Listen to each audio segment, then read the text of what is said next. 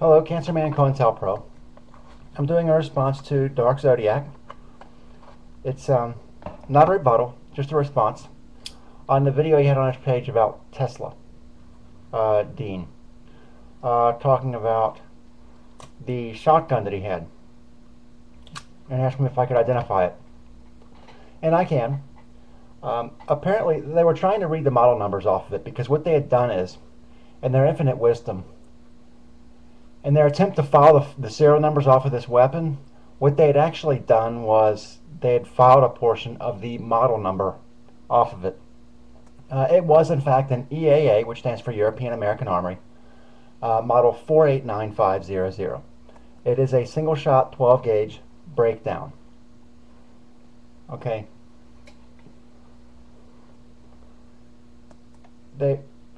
They obviously didn't even know what they had. It was in very bad shape. Obviously, they had cut it down, cut the stock off. Did a horrible job, I might add, on cutting the stock. Of course, you couldn't see the barrel very well in the video, but they probably did a sloppy job on that too. And it was in horrible shape, obviously, because you could hear the individual speaking about it, saying that when he broke open the action, the ejector didn't work. That he had to pry the shell out, the empty casing, that he had to pry it out with a flathead screwdriver. All right. There's a thing we like to refer to in the firearms enthusiast world, I guess, community, and that's firearm maintenance. You maintain your weapon. You maintain it, you clean it. If you have broken parts, you replace them. And one of the key reasons for this is obviously you want your firearm to function properly. Plus, it's not very safe to take a weapon out and fire it that has not been properly maintained. It can create issues for you. Like that barrel, for example. If that barrel was not properly cut, you can have issues when discharging that, where the end of the barrel, portions of the end of the barrel may burst open. Or if you have an old Damascus twist steel barrel and you try firing full power loads through it, or try firing slugs through it, yeah, that'll burst your barrel as well. What I've brought out here for you is a modern mil-spec 12 gauge shotgun. This is the Mossberg Model 590A1. It is a mil-spec shotgun. Okay. Notice it has a heat shield to keep you from burning your hands on the barrel when reloading or just when working the action. Okay. It's got a chrome bolt to prevent fouling. It prevents carbon buildup from sticking to the bolt, or makes it more difficult for carbon buildup to stick to the bolt. I've got a Knox recoil reducing stock on it, which reduces recoil up to 60%. Basically, I can fire this thing as fast as you could fire an auto loader. It's all timing, getting that action down. I've got slugs in the side saddle. These are Remington 1 ounce lead slugs, solid slugs. They're rifled slugs, and they are 3-inch magnums. So that's pretty intense. That's a pretty heavy load. I keep those on the side saddle just because it's a specialty load. It's not something you'd fire through it all the time.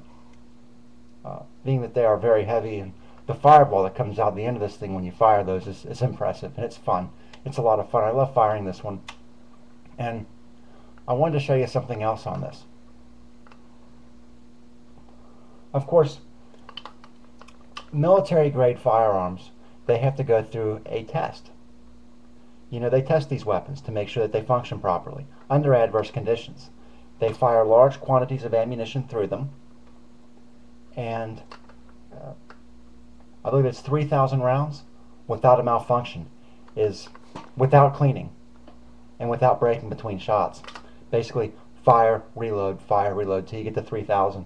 And if the weapon still functions properly on 3001, then it passes the test. They may allow for a certain number of malfunctions. I do know that the XM9 pistol trials did allow for some malfunctions, but I wanted to show you this here. This is the M7 bayonet. It's a standard mil-spec bayonet used um, from the Vietnam War all the way up to present times. They've just recently replaced this with the M9 bayonet, which is going to confuse people because the standard military pistol, the Beretta Model 92 FS, is actually known as the nomenclature M9. So that's going to confuse people. I don't know why they didn't choose a different nomenclature, but I wanted to show you this here. Standard mil-spec bayonet on the Mossberg Model 590A1. So it does have a bayonet lug to fit a bayonet. That, of course, does have its own advantages. I myself do not like to use bayonets fixed on weapons, personally. I like to use the bayonet in my hand. This is an excellent weapon for silat and for close quarter combat. However, I'll get into that in a minute.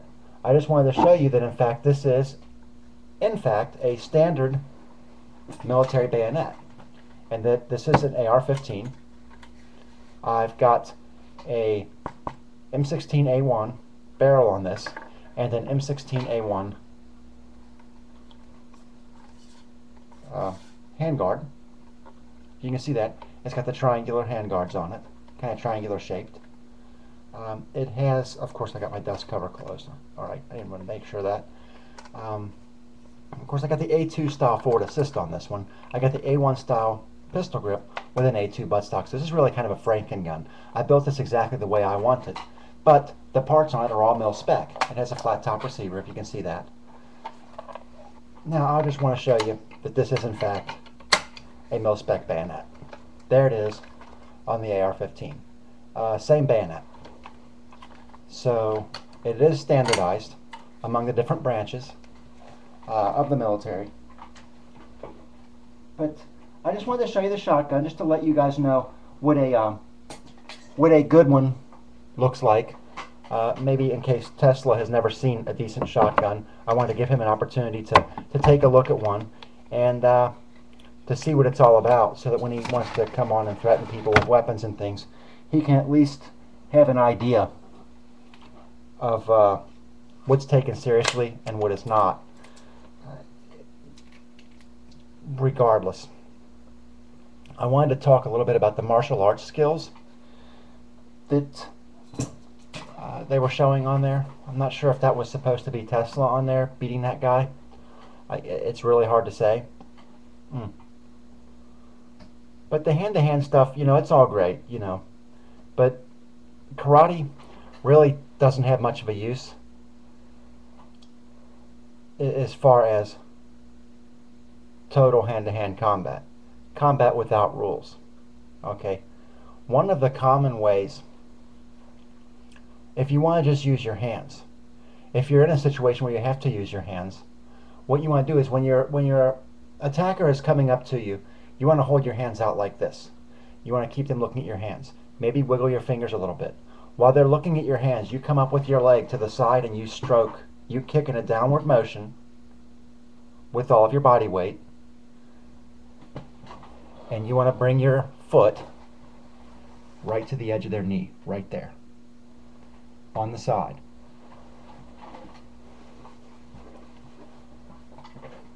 I've personally seen that done. I know how to do it.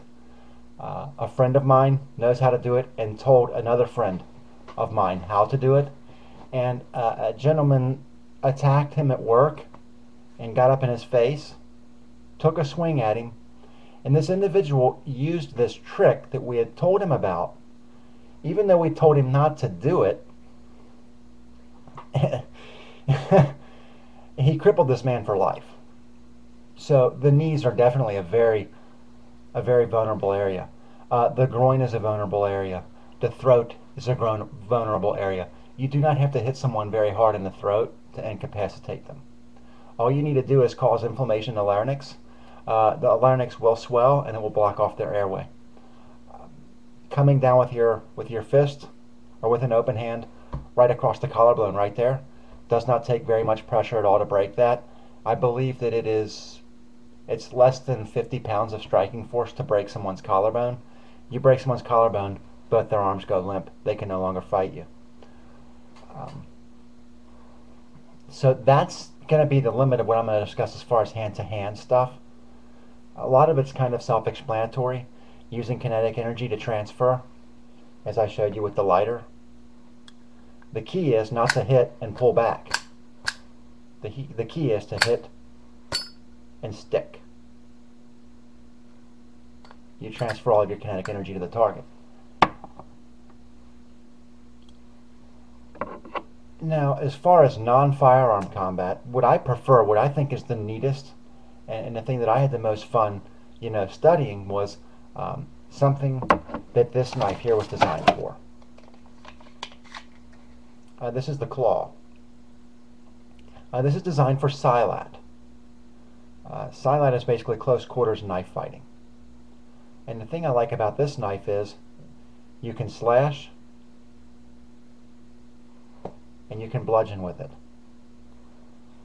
If you do not have a concealed weapon permit or a concealed carry permit, you will be arrested for carrying this. You would get the same penalty as you would carrying a firearm. But they're very effective, and I've never used it, of course. I don't plan to. If I was in a situation where I had to use a knife, really, to be honest with you, I would most likely end up using something like this.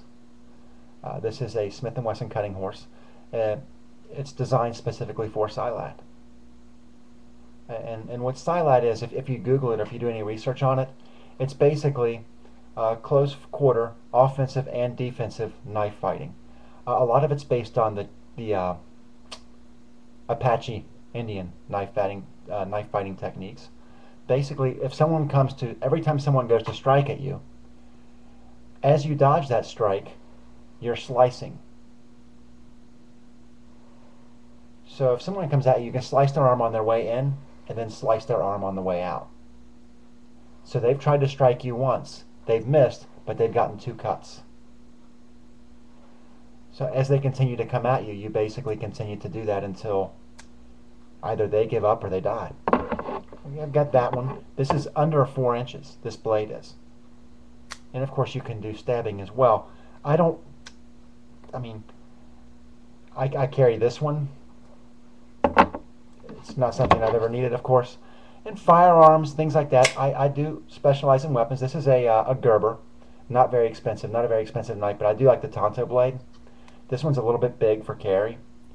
You can see how long this blade is compared to this other one. It's a big knife. I carry a lot of these when I go backpacking, or when I'm in an area where there are questionable people. But as far as that, a lot of times when I do go backpacking, if I'm out in the field, I like to use the kukri. I carry the kukri with me all the time when I go backpacking, and the reason for that is when you can carry this, you can use this as a machete. You can use this as a defensive weapon, as a knife, or as a machete. But it's got the weight, and it's got the blade width and weight and strength that you can also use this as a hatchet. I've cut down trees with this.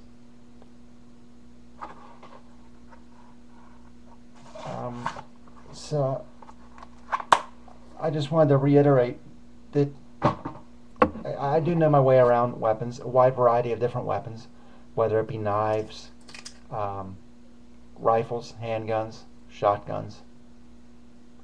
I'm familiar with all of it. And I have to say, though, the knife stuff, it's kind of fun to practice with and just look at and study. It's not something that I've actually gotten proficient at, and the reason why is because it's not really necessary. And the reason why, if someone attacks you or decides they want to mug you or something like that, for some reason, when you show people a knife, if you pull a knife on someone, there have actually been studies on this, that knives will actually generate more of an aversive response psychologically than a firearm will. Creepy, huh? Cancerman COINTELPRO out.